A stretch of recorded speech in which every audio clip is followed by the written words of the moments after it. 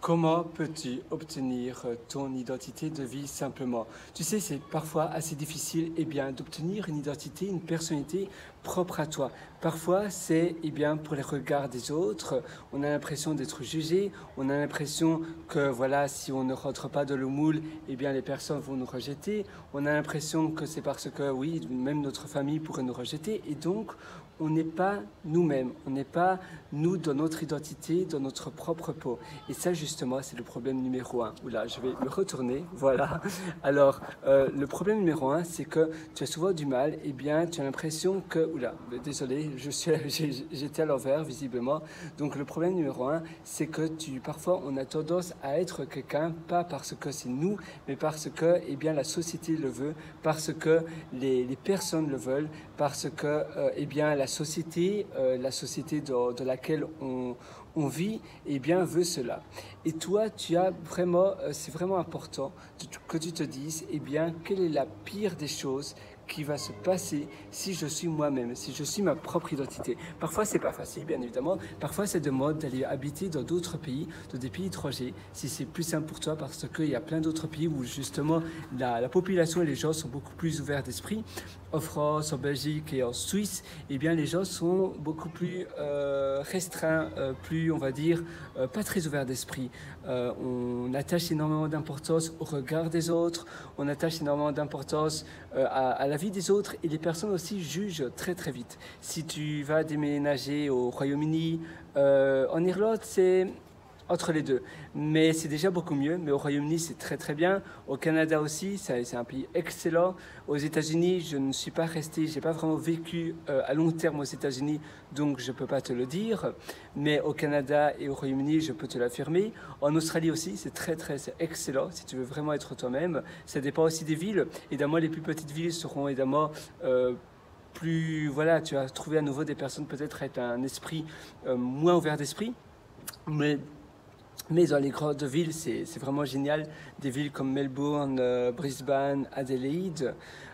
Tu as aussi la Nouvelle-Zélande, qui est peut-être, évidemment, les villes sont plus petites, donc les personnes sont aussi peut-être un peu moins ouvertes d'esprit, mais quand même, il y a énormément de personnes vraiment de l'étranger qui viennent d'un peu partout, et donc c'est vraiment un pays aussi très international, pas aussi international que Londres, mais la Nouvelle-Zélande est bien mieux que d'autres pays qu'on parlait. Si justement toi c'est le changement géographique, ça peut l'être, mais d'autres pays comme la France ou la Belgique, les pays que je t'ai listés ici à l'instant sont excellents. Les autres pays, je ne sais pas, mais bon, ça c'est évidemment, c'est pas non plus fixer la solution, c'est pas résoudre la solution. Toi, c'est simplement pour que ça soit plus simple. Mais sinon, évidemment, tu peux tout simplement essayer de confronter les critiques jusqu'à un seuil où tu sois finalement vacciné.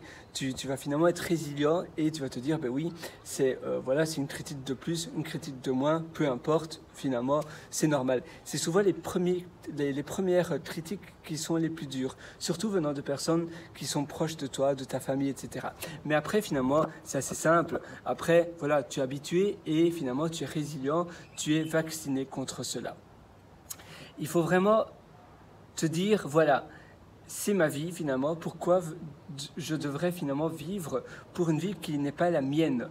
Ma vie m'appartient à moi, et si je vis pour une vie d'une autre personne, à quoi bon? On a tous un temps limité sur Terre. Le temps, au plus tu perds du temps, au plus tu perds de la vie finalement. On dit souvent le temps est de l'argent, mais non, c'est encore beaucoup plus important que cela. C'est pas seulement le temps est de l'argent, le temps c'est de la vie.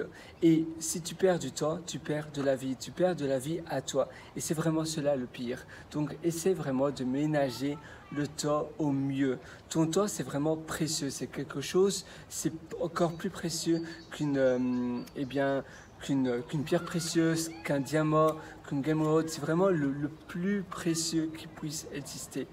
C'est la chose la plus précieuse. Alors, s'il te plaît, pour moi, essaie vraiment de vivre ta vie selon tes propres décisions, selon tes propres manières. C'est vraiment super important. Désolé, je regardais quelque chose. À nouveau, tu vois, on est souvent, mais s'il y a quelqu'un qui passe, on va parler moins fort parce qu'à nouveau, on a peur du regard des autres. Et à nouveau, ça paraît pas très rationnel, c'est finalement assez émotionnel. Et pourtant, il faut évidemment confronter cela et parler d'ailleurs plus fort quand il y a quelqu'un qui passe pour justement confronter cela. Et avant de terminer cette session avec toi, je voudrais te dire la dernière chose, l'exercice, c'est do one thing that scares you every day. C'est-à-dire fais quelque chose, une chose. Tous les jours, tu dois accomplir quelque chose, mais si possible, accomplir quelque chose qui te fait peur. Ça veut dire que tu vas devoir élargir ta zone de confort, un peu sortir de ta zone de confort pour pouvoir confronter les critiques extérieures. Et ça va vraiment te rendre bien, ça va te donner justement... ça va te supprimer les frontières, ça va t'ouvrir les barrières mentales parce que tu vas te dire mais finalement il ne se passe pas grand chose et tu vas vraiment te rendre compte que finalement le pire c'est finalement rien du tout. Le pire qui pourrait nous arriver c'est finalement rien. Donc vas-y, ne te gâche pas la vie pour des barrières mentales qui peut-être existent à cause des critiques des autres, mais finalement au bout du compte, je pense que c'est le prix à payer et après tu vas finalement être plus ou moins vacciné pour vivre ta propre vie. D'autres personnes vont me contredire quand je dis ça. Alors, quoi faire?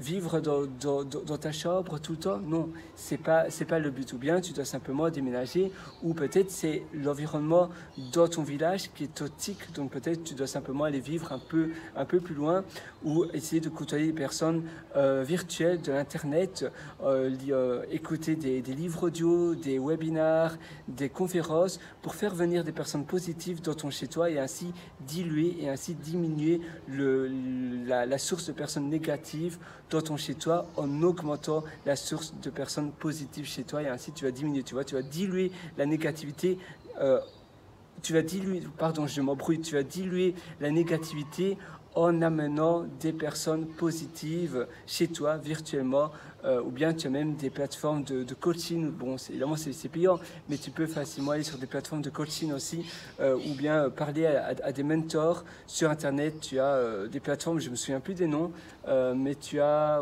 One Coach, One Mentor, One to One Mentor. Oula, il y a mon casque qui vient de tomber. Tu as c'est un truc qui commence par un C, je pense, mais je me souviens plus trop. Mais sinon, je mettrai le lien en bas de cette vidéo. Alors sur ce, vraiment, vis ta vie, je suis vraiment avec toi. Et donc oui, tu peux aussi inviter des personnes virtuellement de cette manière-là, ou essayer d'aller dans des meet-ups, des conférences, etc. pour augmenter la source de positivité et des personnes qui te comprennent, des personnes comme toi. Allez, je te souhaite tout le meilleur et une super belle vie sur ce. Et vraiment travaille sur ton identité, sois toi-même, c'est vraiment important. Et à une prochaine, ciao.